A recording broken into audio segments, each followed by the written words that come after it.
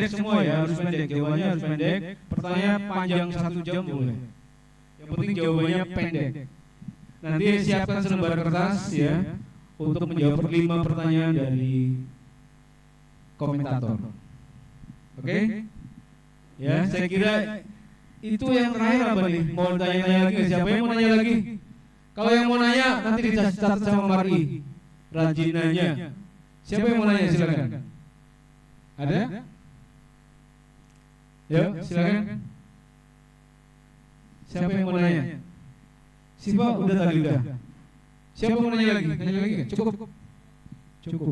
Yang terakhir sebetulnya adalah siapa dari bertiga yang mau mewakili? Kalau ini kan beda generasi. Nah ini yang perwakilan. Kalau Hasim sendirian.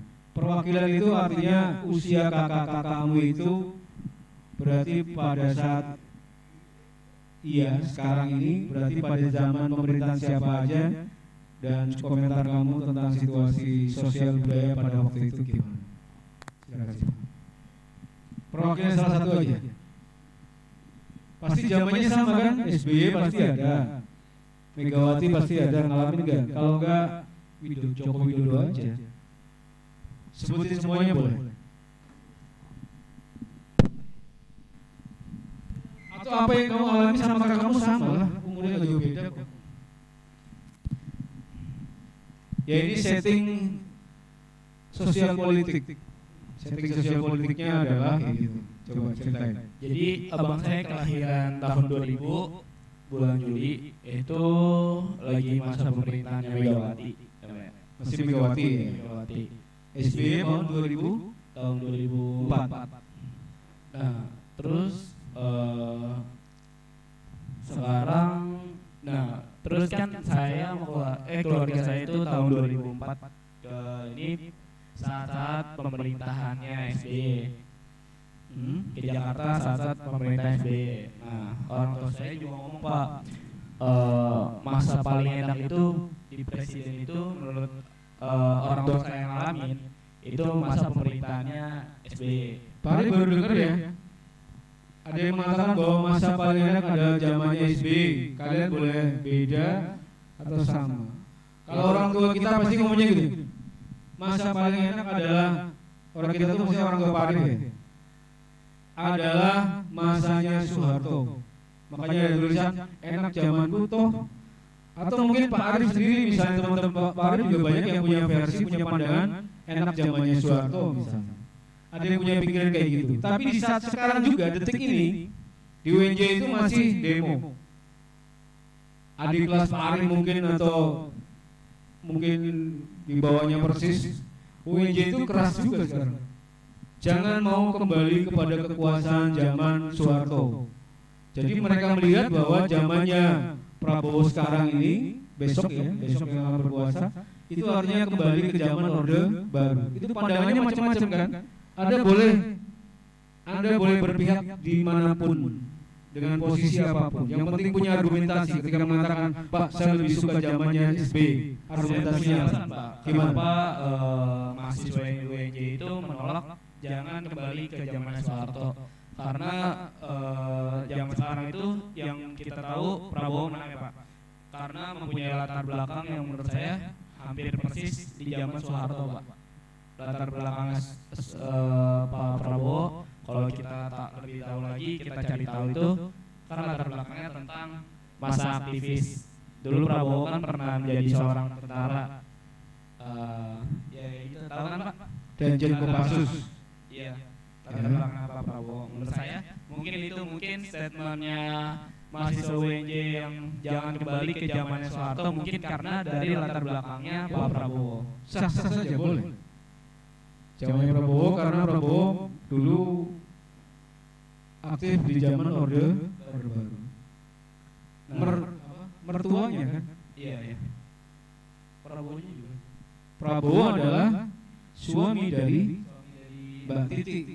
Mbak Titi adalah anak Soeharto. Nah, logikanya mungkin itu ya. Iya. Tapi apakah akan sama diperlakukan zaman kita dengan zamannya Orde Baru kan kita nggak tahu. Mari mau kasih komentar gak? Mari mau nambahin gak? Izin kamar mandi, kayak nanya gitu. Kebiasaan ya. Udah rajin nanya kamar mandi izin boleh Pak? Ini lanjut Pak. Cepat 1 menit. Oke. Apa lagi? Oke. Lanjut di zaman lanjut itu sekarang kan usia abang saya itu berumur 23, 24, 23. Nah, sekarang di zamannya kan abang saya Jokowi. ngalaminnya zaman SBY, sekarang Pak Jokowi. SBY 2 periode. 2 periode. Ingat 2004 sampai tahun berapa? 2000 5 tahun. 14. Nah, maksudnya yang periode pertama dulu. 2004 sampai 9. Tambah 5 tahun kan? Iya. Habis itu periode yang kedua 2009 sampai 2014. Pak Arief tinggal di Marunda. Masih ingat Pak Arief itu? Ya, Prabowo kalah. Jokowi yang menang kan? 2015 sampai 2019. Lanjut lagi sampai 2024 sekarang. Terus zaman sekarang kan dikenal sebagai zaman yang penuh teknologi Pak. Jadi di mana semua membutuhkan teknologi. Beda kalau misalkan kita berbanding sama zamannya Soeharto, SBY, Megawati. Jadi sekarang itu penuh teknologi. Jadi tidak gampang untuk abang saya juga untuk mencari kerja. Karena kalau dulu kan lebih gampang ya, sebelum ada teknologi semua pekerjaan itu belum tergantikan sama teknologi Pak. Nah, Sekarang susah nyari kerjaan. Soalnya Pak Arief nggak pernah nyari kerjaan sih ya. Maksudnya itu kalau guru alhamdulillah ya. Yang penting mau ngajari manapun tetap dibutuhin gitu. Sekarang susah banget nyari kerjaannya.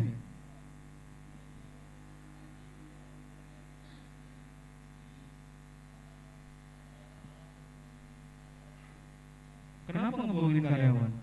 Apa kaitannya dengan pergantian presiden dengan ngebohongin karyawan? Emang ganti presiden bohong-bohong karyawan gitu kan enggak kan? Kemarin baru demo buruh. Tapi kemarin juga saya dengar buruh mendukung Prabowo. Walau alam ya, nanti kita lihat ya perkembangannya ke depan seperti apa. terus akhirnya salah satu abang saya mengambil jurusan informatika itu kan karena berhubungan berseberangan dengan teknologi Pak. Jadi kalau misalkan abang saya ngambil jurusan informatika itu yang realistis dengan kehidupan yang sekarang Pak. Iya, oke. Berarti kan kamu ngambil apa tadi? Informatika. Informatika. Memang informatika. Informatika itu tahun 97 itu menjadi favorit pada waktu itu. Hampir semua kampus di Yogyakarta, kampus kecil justru yang bikin jurusan itu awal, jurusan komputer itu banyak banget pada waktu itu tahun 97. Zamannya Pak Arief. Ya. Jadi misalnya kalau hari ini saya berpikiran dan berkesimpulan anak-anak usia Pak Arief megang kendali dan banyak diuntungkan oleh teknologi itu iya. Karena 97 dia udah ngambil komputer. Ngambil komputer ya, bukan maling komputer. Maling komputer dia masuk hukum, masuk penjara. Dia ngambil komputer dalam arti dia belajar tentang teknologi, makanya coding itu dia udah bisa dari sejak lama. Kalau orang sekarang kan baru dikenalkan coding kan baru-baru ini aja. Ciri-ciri anak yang bisa coding adalah yang main game nggak berhenti. Itu kan takutnya menyesatkan juga itu. Enak banget main game terus gitu kan. Suka matematika mungkin iyalah. Ciri anak yang pintar coding adalah yang main game setiap saat dan setiap waktu. Perlu diteliti juga itu ya, bener apa enggak. Takutnya yang main game terus, bahkan sampai terjebak kepada judi online misalnya. Kan bahaya. Ada hati-hati judi online ya. Itu Anda pasti dibuat ketagihan. Besok dapat Pak, saya 75 juta. Oh, besok lagi kalah lagi, menang lagi 200 juta Pak. Itu pasti ketagihan, nggak mungkin enggak. Ada yang sampai ketagihan kayak gitu enggak? Enggak ada ya. Seperti ada yang menutup-nutupi gitu loh. Ada yang pengalaman gitu nggak sih? Seperti dalam hati bilang iya Pak, betul Pak. Halo? Halo? Hai. Cukup ya terakhir Hasim, silakan Hasim. Bisa diceritakan coba tentang latar belakang bapakmu. Bapakmu berarti sekarang masih hidup ya? Sehat. Ibu? Tahun 73 ya? 73. Coba ceritain pemerintahan siapa aja yang dialami. Jadi ayah saya itu lahir di Klaten pada tahun 1973. Tahun di mana tuh terjadi ini pemilu. Nah, pemilu itu dimenangin sama Soeharto hingga masa reformasi yang dipimpin oleh Pak Habibie. Terus diganti sama Gus Dur. Gus Dur lengser digantikan oleh Megawati. Lalu digantikan oleh SBY dan hingga saat ini Jokowi. Jokowi. Berarti Soeharto banyak ya? Soeharto dikenal dengan pemimpin yang berkuasa selama 32 tahun. Dari tahun 66, pemilu tahun 73, 79, 84, terus ya. Jadi orang tuanya itu ya nggak jauh beda sama Pak Arif lah.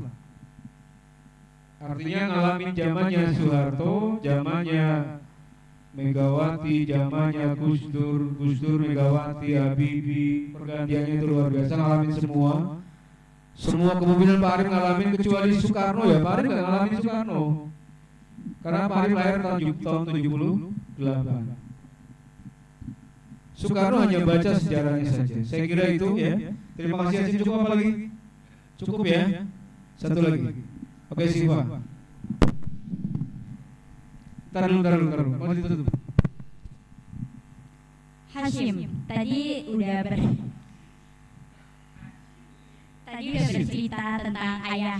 Nah, ayahnya Hashim ada nggak sih keinginan untuk Hashim menjadi apa? Atau dari Hashimnya sendiri nih punya keinginan untuk Hashim menjadi apa?